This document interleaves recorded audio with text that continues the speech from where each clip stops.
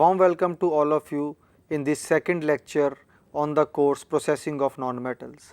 As we are discussing module 1, which deals with the introduction to engineering materials and their manufacturing, as well as the properties of non-metal, our focus in the first lecture was to study that what are the various types of engineering materials which an engineer can choose from for developing a product. We have also seen that what are the various properties of the engineering materials which are taken into account while selecting a particular material for a specific application. We have further seen that what are the various manufacturing processes which are available with the engineers, and engineers can make use of the process capabilities of these processes to process different types of materials and to convert them into the final products. We have also seen the challenge of selection. If there are so many different types of materials available, how the engineers can select the best particular material, or what criteria or what properties should be kept in mind while selecting a material for a particular application. Similarly, we have seen that there are different types of manufacturing processes, and these manufacturing processes have to be selected for a particular application. There is a wide variety of processes which are there, and out of these variety we have to select that which particular process can be used for a particular application.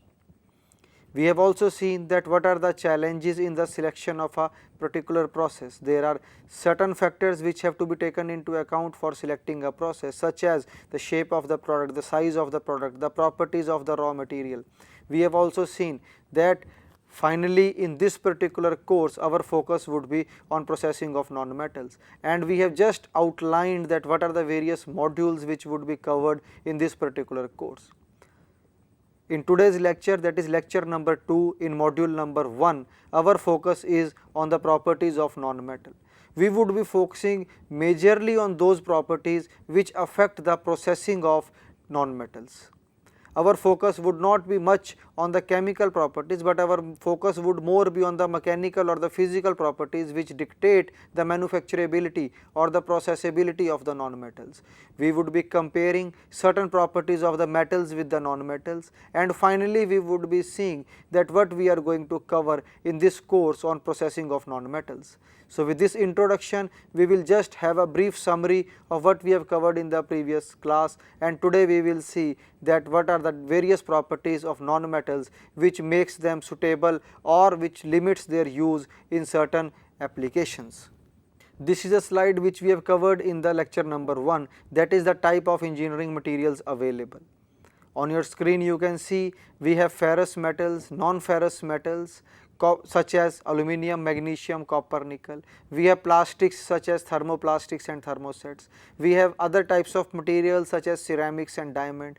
We have composite materials, we have nanomaterials. So, on your screen you have seen that there are large variety of engineering materials which are available, and these are just the families of materials. Within these families we can even think of having a large variety of subgroups, and those subgroups can further be divided into large variety of materials or large types of materials further. So, this is just the family name. Within the family there can be so many members, and these members may have sub members. So, there is a wide variety of engineering materials available with the engineer, and then there are large variety of manufacturing processes also which are available with the engineers. So, we have seen that when we have to select an appropriate material for a specific application, our focus primarily is on certain aspects of the materials. Now, what are those aspects? Those are the characteristics of material, the application areas of that material.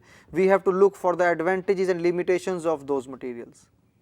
Finally, when we have a wide variety, we have to choose, we have to select the optimal material. We focus on the mechanical properties of the material, we focus on the physical and chemical properties of the material, as well as we focus on the manufacturability aspects of the materials. So, we have a wide variety of materials available. We have a factor or we have a series of factors which can be used to optimize or which could be used to optimally select a particular material for a particular application, and finally we have a list of manufacturing processes which can be used for manufacturing of different types of material. On your screen you can see a very broad classification of the manufacturing processes.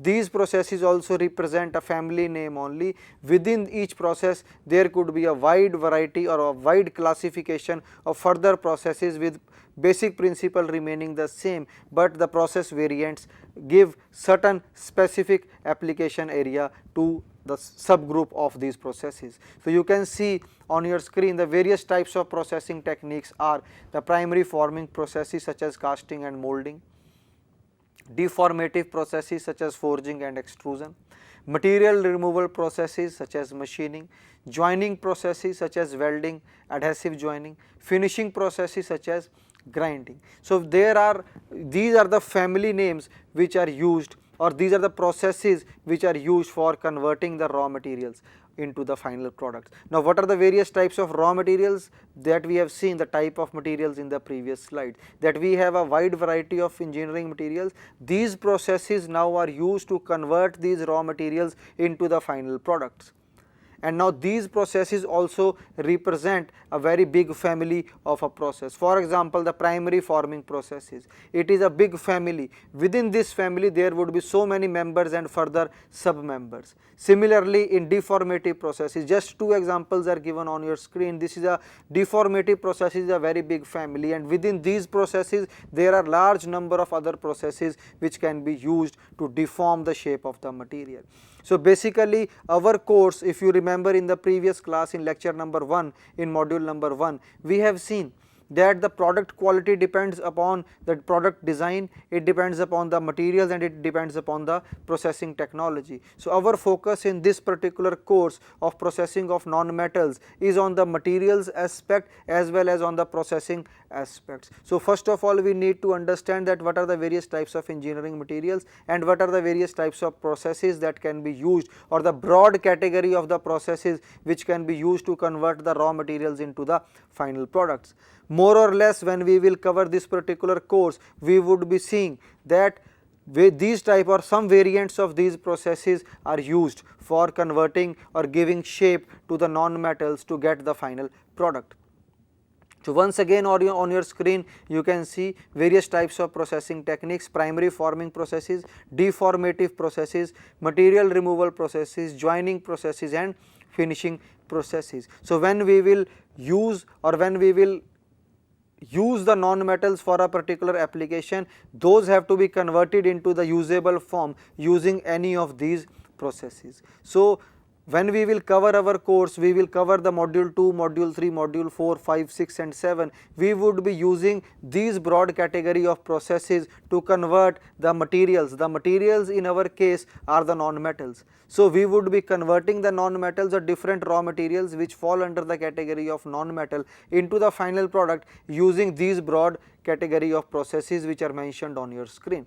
So, it is very important, or it is imperative at the start of the course that we try to understand that what are the various categories of processes which are used to convert the raw material into the final product. So, till now we have studied that what are the various types of engineering materials available and what are the various types of engineering processes which are available which can be used to convert the raw material into the final product form. So, now we will see what exactly a non-metal is, try to define a non-metal, then we will see what are the properties of the metals which render them easily manufacturable or which render them easy to manufacturing. Then we will see what are non-metals, what are the different types of non-metals, what are the properties of the non-metals, and finally how these properties dictate the manufacturability or the processability of the non-metals. On your screen you can see what exactly a non-metal is. A very simple definition can be non-metal. From the word itself we can say which is not like a metal, it is a non-metal. So, on your screen you can see which is not a metal is a non-metal. So, which the material which has properties which are not similar to those of the metals are called the non-metal. So, there is no generic definition for non-metals, but because of certain properties that the non-metals possess, they can be clearly identified from the metals. Even in the periodic table the differentiation is very clear and the metals and non-metals are clearly distinguished. So, according to the Macmillan dictionary, a chemical element that is not a metal, for example carbon or oxygen, non-metals are solids and gases and are good conductors of heat and electricity. So, not good conductors of heat and electricity, just to emphasize the point. So we can see there are 2 or 3 important properties which are mentioned in this definition, which separate or which distinguish the non-metals from the metals. On your screen again I am reading a chemical element that is not a metal. So first thing is, as I already said, non-metal means it is not a metal. For example, carbon or oxygen, 2 examples are given. Non-metals are solids and gases, so they can exist in both solid and gas form, and are not has to be highlighted, they are not good conductors of heat and electricity, which means on the opposite, the metals are good conductors of heat and electricity. So this gives us a very broad definition of the non-metals, that they can exist in different phases and they can be good, they are poor conductors of heat and electricity, they are not good conductors of heat and electricity. Again, non-metals are a set of elements with physical and chemical properties opposite to that of metallic elements or the metal elements. So basically, to distinguish between metals and non-metals, we have to focus on certain properties so that the distinction is very clear, or we are able to distinguish them very clearly. So our focus in today's lecture would be on these properties only. We will see that what are the properties of the metals which make them easily manufacturable, and what are the properties of the non-metals which have to be taken care of when we are rendering them to the manufacturing or the processing, so that we get a good quality cost effective product, which is the final aim of the all activity of manufacturing. So we have seen what are metals, what are non-metals. We will further try to understand the differentiation with the help of certain properties, but there is a distinction in between also between metals and non-metals. We have metalloids, few elements which show the intermediate properties of metals and non-metals. So clearly there is a distinction between a metal and a non-metal, but there exists a common feature, that is metalloids, which are intermediate or which shows the properties which are intermediate properties of the metals and the non-metals. Once again I will read it for you. On your screen you can see the metalloids, few elements which show the intermediate properties of metals and non-metals are called the metalloids. The division between metal and non-metal elements can be clearly distinguished in the periodic table, which I have already emphasized, that the metals and non-metal can be easily distinguished when we look at the periodic table. Now before we go to the non-metals, let us first see that what are the properties of the metals. So our focus primarily would be on those properties which render them easily processable. So metals, the physical properties are on your screen: luster, that is shininess. So most metals are silver in color except copper and gold. All metals are shiny when freshly cut. So this particular property renders them easy for the machining process. So when we will machine or when we will remove the material, as you can see, freshly cut means that they have been machined. So when we machine, we will have a very good surface finish in case of metals. Why? Because they have the property of shininess and luster. Second property, they have high density. So metals will not find application where we are focusing on the lightweight applications. So for lightweight applications, metals are not suitable, and where we have lightweight applications, we may certainly advocate the use of the non-metals. There are certain types of non-metals which do not have the properties similar to those of metal, and they have less density as compared to metals, and therefore they can be used for lightweight applications. So metals have the luster, the property of the luster. Metals have high density, and sometimes this high density is also suitable for rendering them easily manufacturable, because there would be some manufacturing processes which would be making use of the density of the metals to sometimes to gravity feed the metal into the mold cavity. So this property of density would be used in certain processes for the advantageous conversion of the raw material or the metal into the final product. So this density is also important point. Next is high melting and boiling points. So that is also important. High melting and boiling point. Sometimes we want that to work with a metal at the room temperature. So at that room temperature, the metals, because they have high melting point, they will not melt, and in most cases whenever we have to cast them, their melting point would be an advantageous position, would be an advantageous property. because we will melt them and then we will pour them into the mold cavity. But very high melting point is also not desirable, because then we need to have the furnaces which have the properties to melt the metals. So high melting point again is important from the machining aspect. Suppose we are machining a metal and it has very low melting point. So when the tool will be in contact with the workpiece and the workpiece is made up of a metal which has a very low melting point, as soon as because of the friction the heat will increase, the metal may melt. So there also high melting point can be advantageous, because it will be able to sustain a lot of temperature before actually melting. So all these properties have with one or the other connection with the manufacturability. So we have seen metals have luster, metals have high density which can be used in certain manufacturing processes, they have high melting point which also renders them useful in for certain manufacturing processes. Then ductility, which is one of the most important properties which render them deformable. If the materials are not ductile, then it is very difficult to deform them. Suppose it is a brittle material, we will not be able to deform it as per the requirements of the final product. But if the material is ductile, and on your screen you can see the metals are ductile in nature, therefore they can be drawn into long wires. So you can all the wires that we see, electrical wires, copper, aluminum wires, all the wires are made up of metals. So these metals have the property of ductility, and this ductility renders them easily deformable, and when these are easily deformable we can deform them according to the requirement. So wire drawing is one of the operations which is done on metals to deform them into long wires. So ductility is very important. Most metals can be drawn into thin wires, which is already presented on your screen. They have the property of malleability.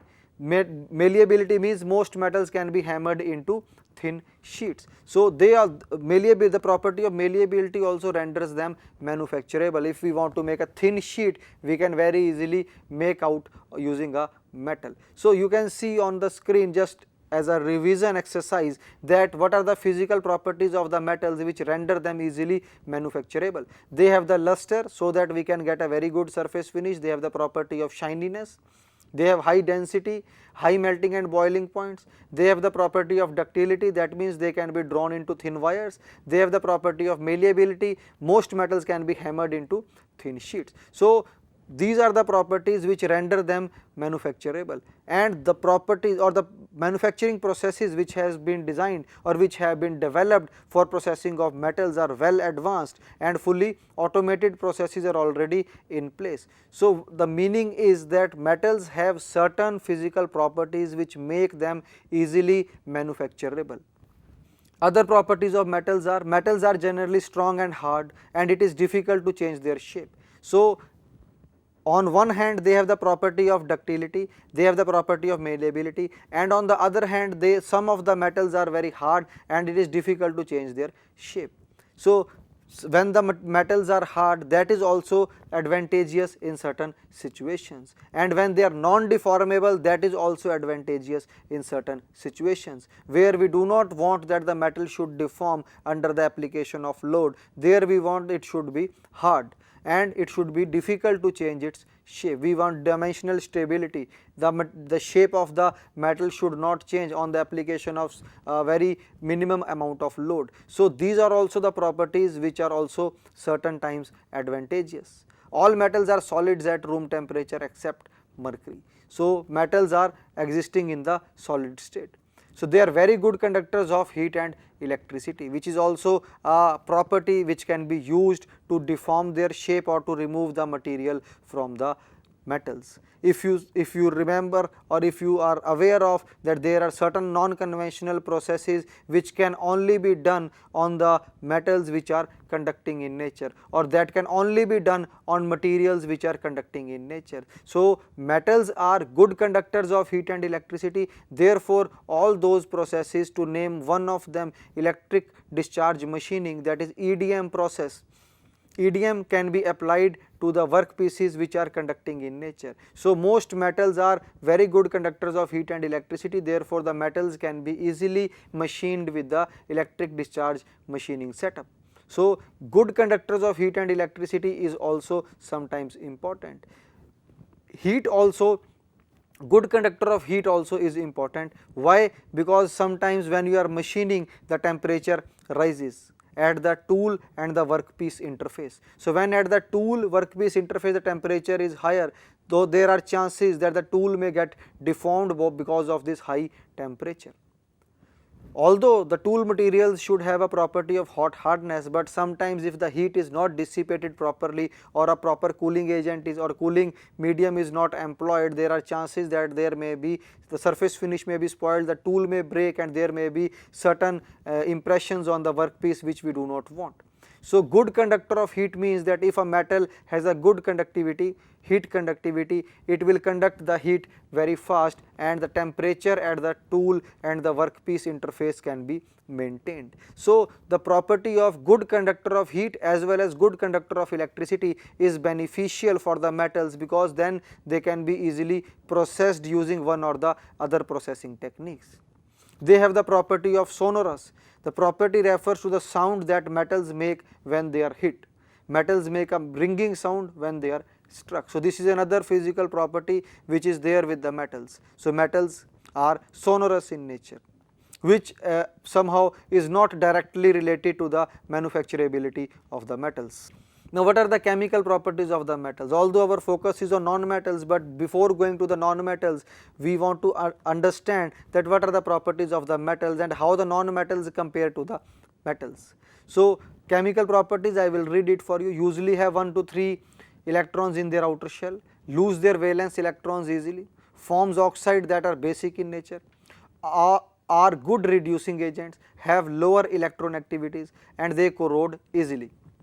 So in our case, if we focus on the processing aspects, most of the factors are physical in nature, although the chemical properties are equally important when we are talking about the materials aspect which are related to the manufacturability. So on your screen there are certain chemical properties which the metals possess, and these properties have to be taken care of while we are processing the metals. And another important point to note is they can corrode easily. It means that in case of machining, for example, when we are using a chemical as a cooling medium, or when we are mixing any oil with water and making a cooling agent, and that cooling agent or cooling water is being used to take away the heat from the tool and the workpiece interface, there are chances that oil may react with the metal and the corrosion may take place. So we have to very judiciously select the cooling agents when we are using them for the machining purposes. So there are certain chemical properties also which have to be taken into account. Coming on to our topic, that is non-metals. So there are certain physical properties of the non-metals which distinguish them from the metals. So non-metals are non-ductile solids. So first property is non-ductility, that they are not ductile.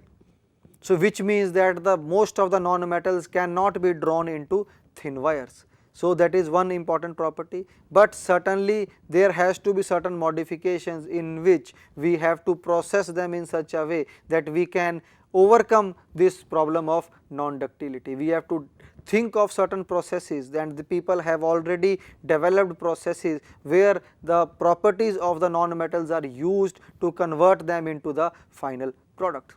So this is, they are non-ductile in nature. Non-metals are brittle solids, so they are brittle in nature. For example, ceramics, they have the property of brittleness.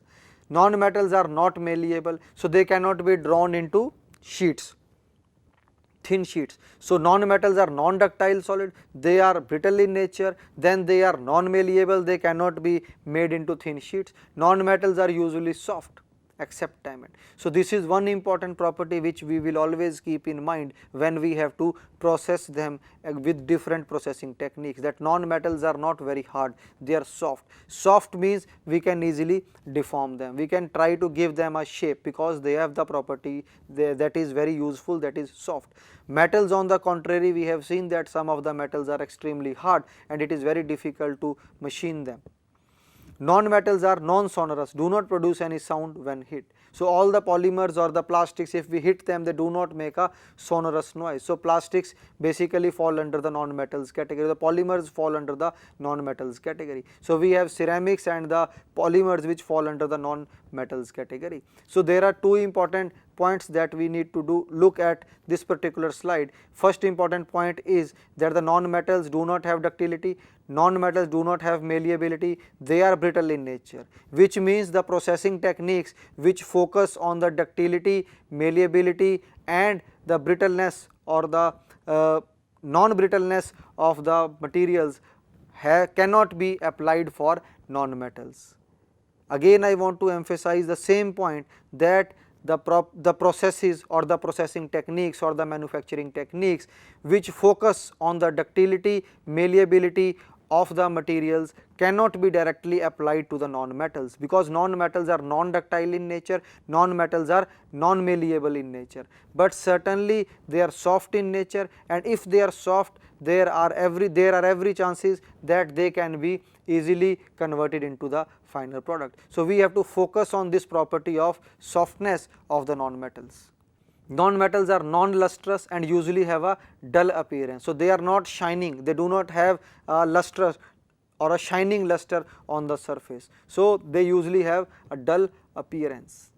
Non-metals are poor conductors of heat and electricity. So the properties or the processes which focus on the conductivity, it can be heat conductivity or it can be electrical conductivity. So the processes which are focusing on the electrical and heat conductivity of the materials and using that property, that deforming the raw material into the final product, those processes are not suitable for non-metals, because non-metals are poor conductors of heat and electricity. So therefore we have seen that in case of metals they are good conductors of heat and electricity, therefore electro discharge machining can be done on the metals. Whereas if we take example of polymers or polymer matrix composites which are poor conductors or which are non-metals and poor conductors of heat and electricity, in those cases we cannot do electro discharge machining, because it requires the raw material to have a good conductivity of electricity, or it should be a good conductor of electricity.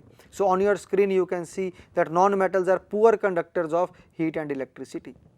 Non-metals may exist as solid, liquids or gases at room temperature. So they can exist in different phases. Non-metal have lower melting and boiling than metals. This is also advantageous. For example, we have a polymer. It is very easy to melt a polymer and change the shape of the polymer. There are so many different processes which are used to convert the raw polymer into the final product, or a raw plastic into the final plastic product. To name one of the process, we have injection molding. So in one of the modules, that is processing of plastics, our focus would be on various techniques or processes which are used for processing of polymers or plastics. So these lower melting and boiling points also sometimes render them manufacturable by the process of molding. There can be different molding techniques that can be used. So the basic principle is, because they have low melting points, we can easily melt them, and when we can melt them easily, we can get a polymer melt and then we can put it into a desired mold cavity and get the final product.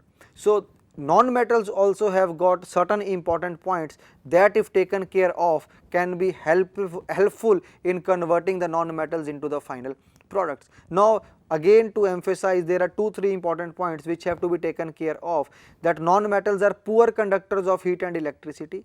Therefore the processes that we choose should focus on this property, that it should not focus on that they should be good conductors of heat and electricity, because we already know that non-metals are poor conductors of heat and electricity. So the processes should be such where these particular properties are taken care of. Similarly, non-metals have lower melting points, so we can say that it is easy to melt them, and we can develop some processes which have already been developed, which are available in the textbook literature, the processes which are used for processing of non-metals, focusing on one important property, that is they have lower melting point. So lower melting point basically means that we can melt the polymer and deform the polymer or mold the polymer into the desired shape.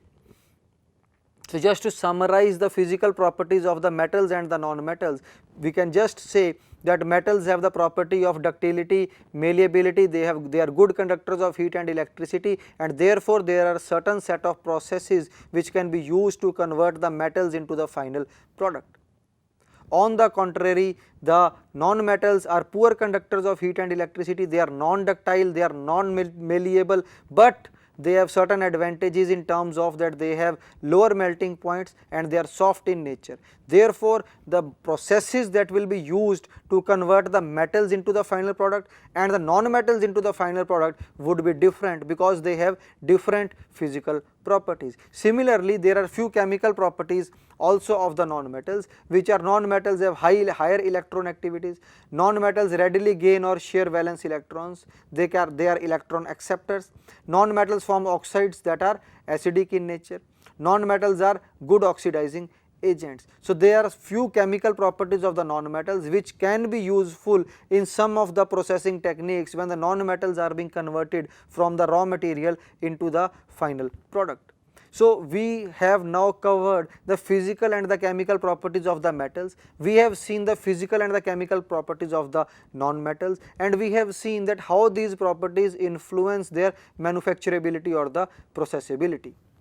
Now, coming on to our course, that is processing of non-metals. So, we have seen metals and non-metals, the physical and chemical properties of the metals and the physical and chemical properties of the non-metals. We have tried to understand with the help of certain examples that which property can be utilized for which particular process. Similarly, for non-metals also we have seen that as they are soft, as they have low melting points, then there are few processes which can make use of these properties of the non-metals and can convert them readily into the final product. So, the general behavior of non-metals is different from the metals. So, we can conclude that the physical and chemical properties of the metals and non-metals are different. Therefore, the general behavior of non-metals is expected to be different from that of metals. Technically advanced and well established processing techniques are available for metals. So, when we pick up any textbook of manufacturing, most of the chapters you will find would be dedicated towards the manufacturing or the processing of metals. All the manufacturing processes that have been developed, or we can just refer to the second slide that we have seen today, in which we have seen the types of manufacturing processes. The first manufacturing process is primary forming, then deformative processes, material removal processes, joining processes, and finally the last one, that is the finishing processes. All these processes are well developed for the metals. You take any metal, you will find one or the other process which can be used to convert it into the final product. Also, I have told that whatever processes we have seen, those are just the family names. Within the family there are so many members and sub-members, there are different generation of processes which are available within one family, which can be very easily used to convert the metal into the final product. But in case of non-metals, we will not find very subsequent or very substantial literature in which we will get an idea that how to convert this particular non-metal into the final form. So, technically advanced and well established processing methods are available for metals, which are not available for the non-metals. But these processing methods do not fit for the non-metals in the present form. So, these are the general processes which are used for the metals, but certain modifications in these processes, certain variants of these processes can certainly be used for the non-metals. So, we have to see that what exactly the non-metals are, different categories of non-metals, and which are the processes, which are the modifications or sometimes completely new processes which have been developed and dedicated for processing of non-metals. Therefore, it becomes imperative to develop understanding of the various processing methods employed to process non-metals. So, this gives the justification of the course of processing of non-metals, that most of the knowledge that has been developed till date has focused on the processing of metals, because all around us, if we see the various types of materials which we have seen, we will see most of the products are made of one or the other type of a metal. But with the passage of time and in the last few years, we have seen there are large category of materials which are being made up of polymers or plastics or polymer matrix composites or certain sophisticated applications of ceramic matrix composites. So, there are certain non-metals which are now getting into the consumer market. So, it is very important to understand that what are the manufacturing techniques for these non-metallic type of materials which do not have those properties which the metals possess and which makes them easily processable. So we have to focus, we have to design, we have to understand that which are the processes which are being used and what are the specific requirements which will help us to design the processes which are dedicated for non-metals. So the present course has been divided into 6 modules. The outline of the course is module 2. As we are already at the end of module 1, in module 1 we have seen that what are the types of engineering materials available. We have seen that what are the different types of manufacturing processes available. So we have broadly tried to understand the classification of the engineering materials, the classification of the manufacturing processes, and within the discussion we have seen that how the materials affect the manufacturing.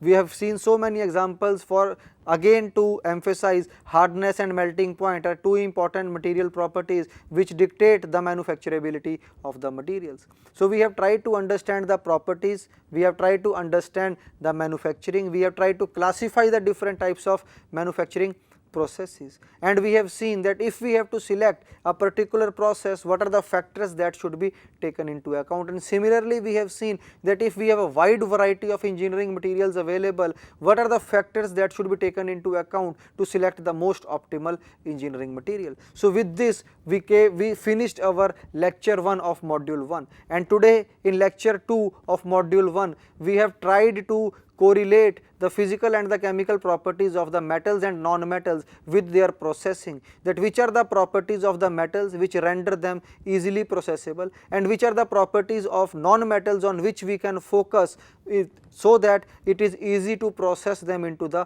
final products. So the total course has been divided into 7 modules, and with today's lecture we come to the end of module number 1, in which we have taken 2 lectures.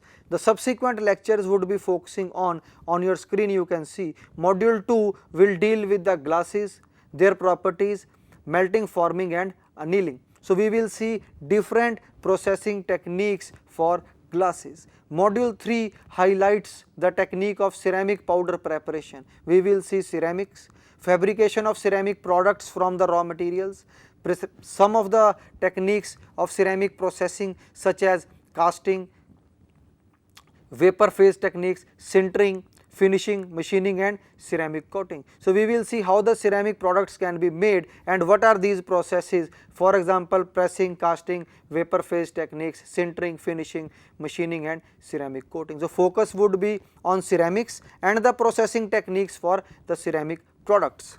Module 4 will discuss the various methods of processing plastics such as extrusion, injection molding, thermoforming, compression molding and transfer molding. So the focus would be on plastics. So in the previous 2 modules you can see in module number 2 the focus is on glasses, module number 3 the focus is on ceramics, and module number 4 the focus is on plastics, and module number 5 would focus on the important class of engineering material that are composites, and we are in module number 5 the focus would be on polymer matrix composites, in which the matrix would be a polymer. So again the polymer we have seen the processing of plastics in module number 4, and module number 5 would see advanced plastics with the incorporation of reinforcements which are called the polymer matrix composites. So module 5 addresses an important class of engineering materials called composites. The method used for processing of polymer matrix composites such as filament winding, pultrusion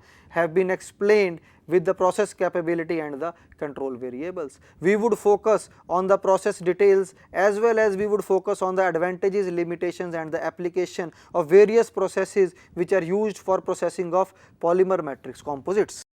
The module 6, which has been dedicated to the ceramic matrix composites. In module 5 we have covered the polymer matrix composites, in module 6 we would be focusing on the ceramic matrix composites, and basics of the ceramics has already been covered in one of the previous modules. So this will explain the various techniques employed to process this important class of engineering materials. So our focus would be primarily on ceramics and ceramic matrix composites and polymers and polymer matrix composites as well as on the glasses. And finally we would come to the module 7, which brings about the closure of the course with emphasis on the secondary processing of composite materials. Secondary processing in terms of machining and joining of composites has been addressed, with which will focus on the machining induced damage. So to emphasize on this particular point, Why secondary processing is required? Basically, when we are processing the non-metals, we will be making a near net shape.